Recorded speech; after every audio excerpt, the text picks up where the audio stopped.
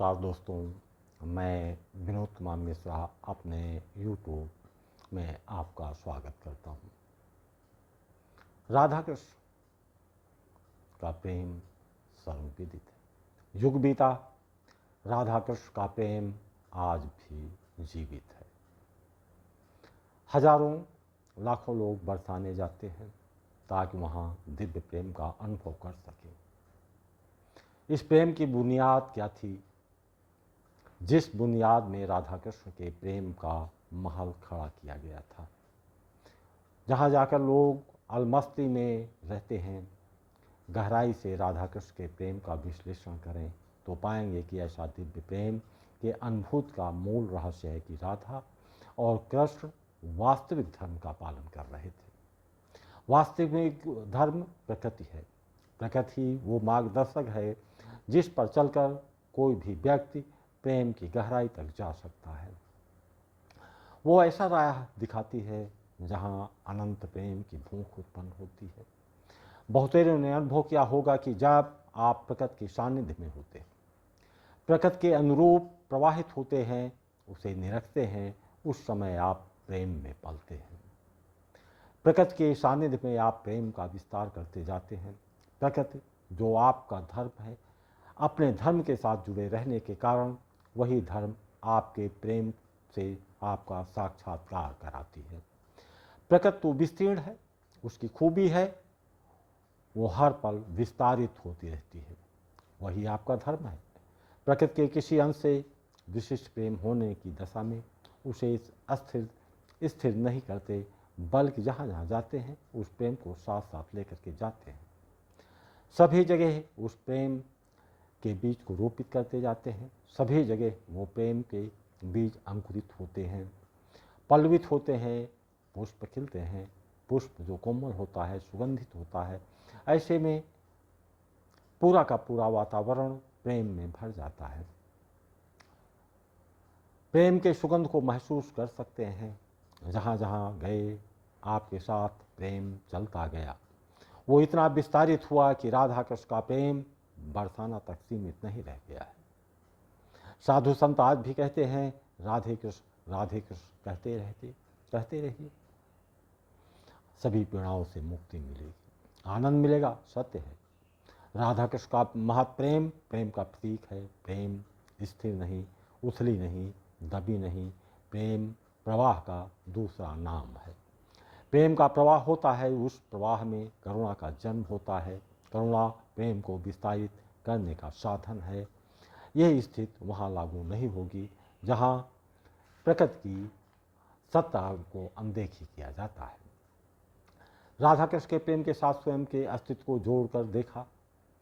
राधा के साथ यह प्रेम कोई मिथ्या नैतिक आभास तक सीमित तो न रहा होगा। कृष्ण जिनके पास महान अंतर्दृष्टियाँ थी, भविष्य के लिए प्रेम की ऐसी बुनियाद रखी जो प्रेम को आनंद की अनुभूति का एहसास करा सके। इस प्रेम के अंतर्निहित सत्यों पर जाने के लिए राधा कृष्ण प्रेम की पृष्ठभूमि पर चलना होगा। राधा कृष्ण दोनों ही प्रकृति के साथ चलते रहे। कभी यमुना की लहरों को निहारते, उठी हुई लहरों के प्रति आकर्षित होते, उन लहरों से प्रेम करते। प्रेम का अनुभव लहरों से विस्तारित होते होते संपूर्ण यमुना से करने लगे होंगे। यही हाल संपूर्ण प्रकृति से उनका नाता जुड़ा। उनका प्रेम यमुना से उठी वो पहली लहर जिसने उन्हें अपनी ओर आकर्षित किया। उस स्वरूप से कृष्ण नहीं बंधे, फिर भी उससे प्रेम का नाता जुड़ गया। अब प्रेम की दूसरी पृष्ठभूमि तैयार होती है जब हम प्रकृति की नैसर्गिक राह पर चलते हैं। नैसर्गिक सिद्धांतों पर चलने वाले लोग बुद्धि और बुद्धिमत्ता को फांसी पर रखते हैं। ऐसे में उस रास्ते से भटकाने वाले लोग प्रहार करते हैं ताकि आप अपने धर्म से या तो नाता तोड़ दें या उस पथ पर चलने वाले को ही नष्ट कर दें। आप सबने सुना होगा कि ऐसे नकारात्मक शक्तियाँ बहुतायत में थी। कभी कालिया नाग के रूप में थी तो कभी पूतना के रूप में। यानी प्रेम की पहचान के पूर्व उन नकारात्मक शक्तियों पर विजय पाना भी होता है ताकि धर्म के पथ पर आप चलते रहें। जब हम राधा कृष्ण के प्रेम की बात करते हैं, प्रेम की स्पष्टता को देखते हैं। ऐसे प्रेम को जिसे आर पार देखते हैं, ऐसे पारदर्शी प्रेम की खोज या निष्कर्ष निकालना आसान काम नहीं है, क्योंकि राधा कृष्ण के प्रेम की खोज का मतलब कि इन दोनों के अंदर छिपे हुए पूर्ण मनुष्य की खोज करना है। कृष्ण भले ही ईश्वरीय सत्ता के रूप में पहचाने गए, लेकिन उनकी उपस्थिति मानवीय आत्मा के रूप में प्रकटित हुई थी। मानवीय आत्मा के रूप में कृष्ण ने राधा के प्रेम को महसूस किया, ईश्वरीय सत्ता के रूप में नहीं। वास्तव में राधा कृष्ण के प्रेम की गहराई की जो बुनियाद रखी थी, उसमें बुद्धि और बुद्धिमत्ता के प्रचलन को चुनौती दी गई थी। कारण है, प्रेम के अस्तित्व को बुद्धि से आकलित करने की परंपरा चली आ रही थी और बुद्धिमत्ता से उसे आगे बढ़ाया जा रहा था। जैसे राम और सीता, जिनके संदर्भ में मान्यता थी कि वो एक परम सत्ता को जो हमेशा साथ साथ रही है, मानवीय रूप में उनके प्रेम की परीक्षा अग्नि परीक्षा के रूप में देनी पड़ी। बुद्धिमत्ता ने निष्कर्ष दिया, बुद्धि ने अग्नि परीक्षा के लिए प्रेरित किया। बेशक राधा कृष्ण के प्रेम की प्रासंगिकता सदैव बनी रहेगी, प्रेम की गहन अनुभूतियां बनी रहेंगी। कारण है कि शायद वर्तमान में राधा कृष्ण के दृष्टांत को आधार मानकर हम जिस धर्म को भूल गए हैं, उसकी पुनर्स्थापना करने की महती आवश्यकता पड़ गई है। कारण है, हमने अपनी बुद्धियों को बुलंदियों पर ले जाने के सतत प्रयास किए हैं, अपनी बुद्धिमत्ता पर गर्व करने लगे हैं। गर्व है हमें अहंकार में ले जाती है, अहंकार हमें जटिलताओं से भर देती है। उन जटिलताओं से सामाजिक विभाजन का जन्म होता है। ऐसे में कृष्ण ने दर्शाया कि देखो, रुक्मिणी और सत्यभामा के प्रेम को उन्होंने बुद्धि और बुद्धिमत्ता से निभाया था। वो प्रेम की प्रतीक नहीं बन सकी। राधा के प्रेम को उन्होंने केवल हृदय से लगाया, बुद्धि को पास में भटकने तक नहीं दिया। वो जानते थे कि वो बुद्धि से प्रेम करेंगे तो उनका प्रेम विकृत हो जाएगा। प्रेम के नैसर्गिक सिद्धांतों से हटेंगे तो उसमें भी न जाने कितनी विकृतियां आ जाएंगी। मंतव्य साफ है कि प्रेम से साक्षात्कार उसको स्पष्टता के साथ आर पार देखने के लिए मानव जाति को सर्वप्रथम अपने धर्म के अनुकूल चलना होता है, उसके साथ प्रवाहित होना होता है, उसके बताए रास्ते पर चलना होगा। धर्म लचीला होता है, अधर्म कठोर होता है, इसलिए प्रकृति एकमात्र मानव धर्म है। यहाँ मैं अपना एक अनुभव साझा करना चाहूँगा। मैं चित्रकूट गया था, वहाँ पशुनी नदी बह रही थी, प्रकृति थी, शिलाखंड थे, कृत्रिम कुछ भी नहीं था, सन्नाटे की शांति थी, सन्नाटे का आनंद था।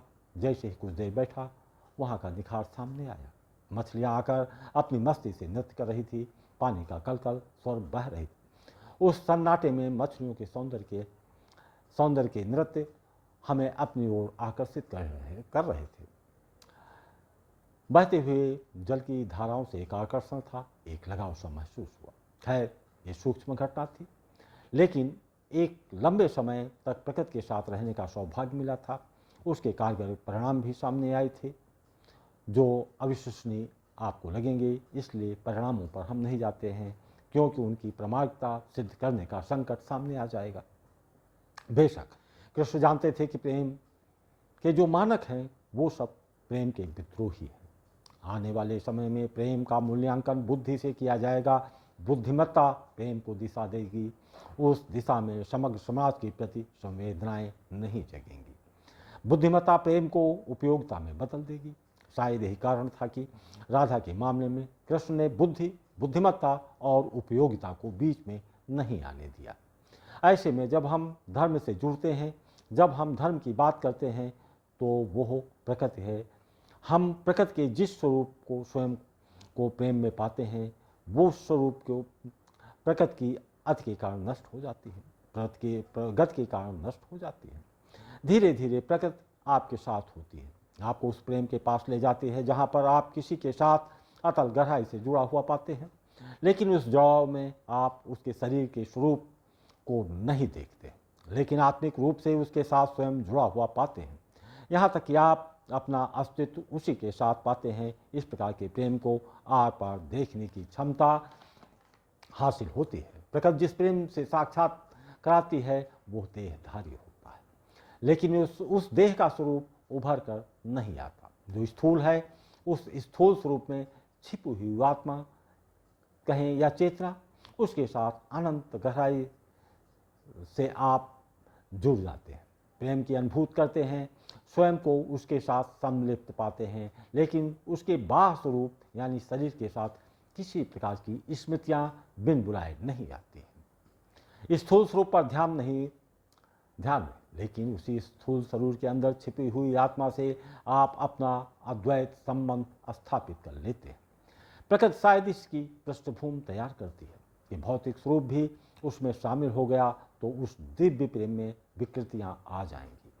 बुद्धि अपना काम करेगी, वासना अपनी ओर आकर्षित करेगी, शरीर से उसकी चेतना से आपकी चेतना जुड़ेगी तो उसे आप सदैव महसूस करेंगे, परंतु भौतिक रूप से उसकी उपस्थिति आपके लिए कोई मायने नहीं रखेगी।